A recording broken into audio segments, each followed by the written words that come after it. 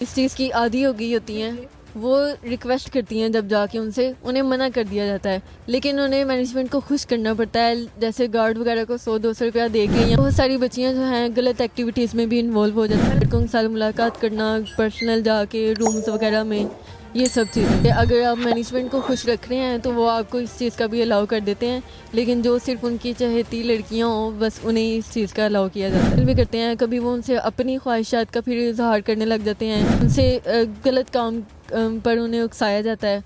तो ये सब चीज़ें। बिस्मिल्लाहिर्रहमानिर्रहीम, अस्सलाम वालेकुम नाजरीन। आगाज़ पॉइंट के साथ मैं हूँ आपकी मेज़बान ज़ोबिया हनी, आपकी खिदमत में हाजिर एक नई वीडियो के साथ। नाजरीन, आज हम बात करेंगे गर्ल्स हॉस्टल लाइफ के बारे में। क्या उनकी ज़िंदगी वाकई ही हॉस्टल में वैसी होती है जैसी वो घर में गुजारते हैं? उनको वैसा ही माहौल प्रोवाइड किया जाता है जैसा घर में होता है? आइए बात करते हैं। अस्सलाम जी वालेकुम सलाम। अच्छा, आप मुझे ये बताएं कि क्या वाकई हॉस्टल लाइफ वैसी होती है जैसे माँ बाप अपने बच्चों को घर में देते हैं? बिल्कुल भी नहीं। घर में आपने देखा होगा कि क्या घर में नशे प्रोवाइड किए जाते हैं, बिल्कुल भी नहीं। तो हॉस्टल में ये सब कुछ होता है। हॉस्टल में नशे प्रोवाइड किए जाते हैं? जी बिल्कुल। प्रोवाइड कौन करता है? मैनेजमेंट, इंतज़ामिया, गार्ड, वार्डन्स। इस तरह से मतलब आप क्या कहती हैं, वो आपको खुद देते हैं या आप उनसे मांगती हैं कि हमें नशा दें? किस तरह से लड़कियों को इस चीज़ की आदत होती है? लड़कियां इस तरह से मांगती हैं कि लाइक जो इस चीज़ की आदी हो गई होती हैं, वो रिक्वेस्ट करती हैं जब जाके उनसे उन्हें मना कर दिया जाता है, लेकिन उन्हें मैनेजमेंट को खुश करना पड़ता है। जैसे गार्ड वगैरह को 100-200 रुपया दे के, या उनसे खाना मंगवाया तो उन्हें थोड़ा सा खाना दे दिया जाए, तो इस तरह से वो मंगवाता है। जैसे छोड़ के जाते हैं वैसे बिल्कुल भी नहीं होता। कुछ तो पॉजिटिव चेंजेस होते हैं, लाइक बच्ची कॉन्फिडेंट हो जाती है या कुछ भी, लेकिन बहुत सारी बच्चियां जो हैं गलत एक्टिविटीज़ में भी इन्वॉल्व हो जाती हैं। गलत एक्टिविटीज़ से मुराद यही नशा वगैरह या बाहर घूमना वगैरह, लड़कों के साथ मुलाकात करना, पर्सनल जाके रूम्स वगैरह में, ये सब चीज़ें। अच्छा, सुनने में ये भी आता है कि जो लड़कियां हैं वो हॉस्टल में, गर्ल्स हॉस्टल में बॉयज़ को लेके आती हैं। क्या ये सच है? जी बिल्कुल सच है। इसका भी रोल मैनेजमेंट का ही होता है कि अगर आप मैनेजमेंट को खुश रख रहे हैं तो वो आपको इस चीज़ का भी अलाउ कर देते हैं, लेकिन जो सिर्फ उनकी चहेती लड़कियां हों बस उन्हें इस चीज़ का अलाउ किया जाता है। बाकी को नहीं किया जाता? नहीं, बिल्कुल भी नहीं।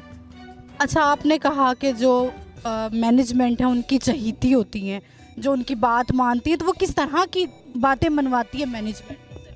अगर तो फीमेल वार्डन्स हैं तो उन्हें तो इस तरह से खुश रखना पड़ता है ना कि लाइक उनकी तारीफ़ें वगैरह कर दो, या उन्हें खाने वगैरह की कोई चीज़ दे दो।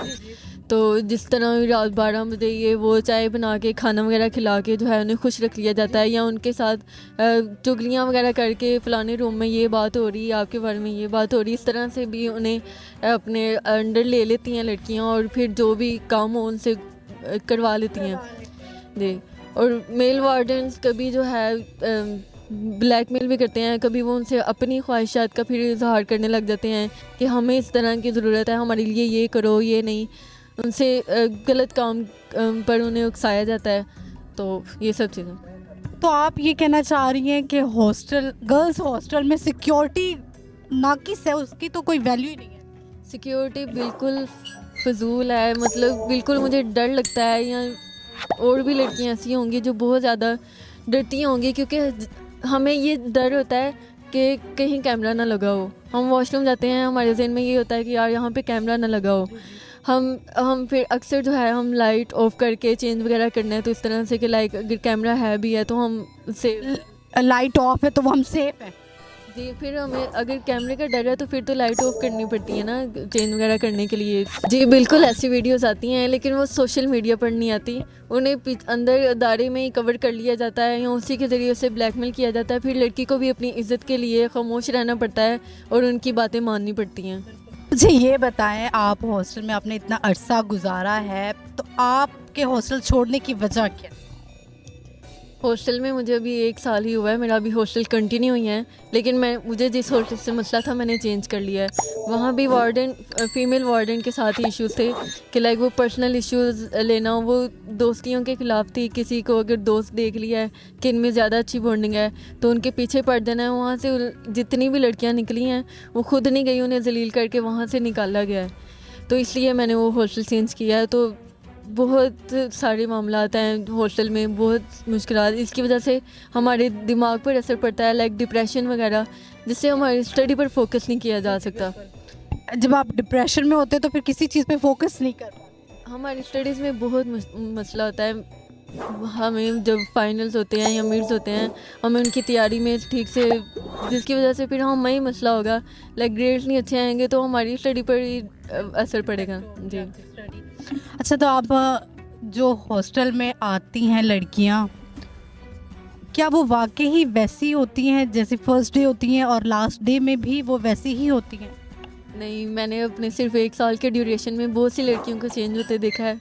जैसे वो अब गाँव से ज़्यादातर लड़कियां तो आती हैं और उनका लाइफस्टाइल बिल्कुल चेंज होता है, और हॉस्टल में आने के बाद वो अपना तौर तरीका भूल जाती हैं। मुझे लगता है कि नहीं, जिस तरह के आप हो आप उसी तरह के रहो। आप किसी के पीछे लग के क्यों अपना लाइफस्टाइल चेंज कर रहे हो? अगर आपके गाँव की ज़िंदगी या आपका लाइफस्टाइल ऐसा है कि आप शलवार कमीज़ वगैरह पहनते हो या आपके घर की तरफ से नहीं अलाउ, तो आप सलवार कमीज़ में ही रहें। जो चीज़ आपको अलाउ नहीं है उसको फिर ना कंटिन्यू करें। हाँ, फिर लड़कियां हॉस्टल में होने की वजह से उससे शलवार जीन्स शर्ट वगैरह कैरी करना शुरू कर देती हैं कि यहाँ हमें कौन देख रहा है ये वो। लेकिन ये भी ठीक है, गलत बात नहीं है, लेकिन एक लिमिट में रहते हुए सब काम करने चाहिए। अपना लड़कियों को अपना बहुत ज़्यादा ख्याल रखना चाहिए, अपनी इज्जत का। सबसे पहले उनकी इज्जत सबसे ज़्यादा होती है। तो आप हमारे बहुत से ऑडियंस ऐसी है जिनके बच्चे जो है वो हॉस्टल में रहते हैं, उनको क्या मैसेज देना चाहें? मैं ये मैसेज देना चाहूँगी कि जोन से भी हॉस्टल में आप बच्ची का एडमिशन करवा रहे हैं, उनकी मैनेजमेंट को अच्छे से जानिए, देखिए उनका बैकग्राउंड क्या है। जैसे कि कहीं रिश्ता करवाने से पहले आप देखते हैं कि वो ठीक है या नहीं, वैसे ही देखेंगे इस हॉस्टल का बैकग्राउंड क्या है, क्या किस तरह के केसेस यहाँ पे रह चुके हैं। तो और इसके एडमिशन के बाद भी उनके पीछे चक्कर लगाते रहें, देखते रहें कि क्या इश्यूज़ हैं क्या नहीं। तो बस यही कहना चाहूँगी। नाज़रीन, आपने सुना कि हॉस्टल लाइफ जो है वो किस तरह की होती है। हमें दिखाया कुछ और जाता है, हॉस्टल में होता कुछ और है। इवन कि माँ बाप जब अपने बच्चों को हॉस्टल छोड़ के जाते हैं वो ये कहते हैं कि घर जैसा माहौल है, लेकिन अंदर कुछ मामलात और होते हैं। इसी के साथ अपनी मेज़बान ज़ोबिया हनीफ को दीजिए इजाज़त। आपसे जल्द मुलाकात होगी एक नई वीडियो में। तब तक के लिए अल्लाह।